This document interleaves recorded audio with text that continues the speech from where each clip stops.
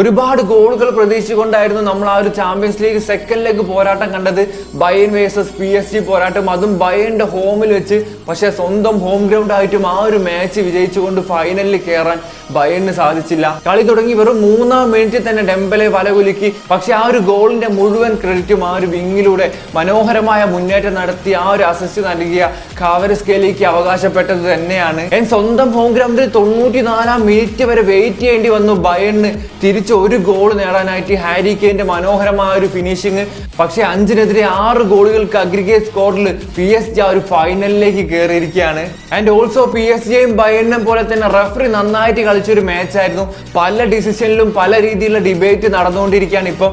Also first semi ഫൈനലിലും വെറും ഒരു ഗോളിന്റെ ബലത്തിൽ സാക്ക നേടിയ ആ ഒരു ഗോളിന്റെ ബലത്തിലാണ് ആഴ്സണലും ഫൈനലിലേക്ക് കയറിയത്. നീണ്ട 20 വർഷത്തെ കാത്തിരിപ്പിന് ശേഷം ആഴ്സണൽ ഫൈനലിൽ എത്തിയിരിക്കുകയാണ്. സോ PSG വേഴ്സസ് ആഴ്സണൽ ആ ഒരു ഫൈനൽ പോരാട്ടം ഒരു ഒന്നൊന്നര പോരാട്ടം തന്നെയായിരിക്കും.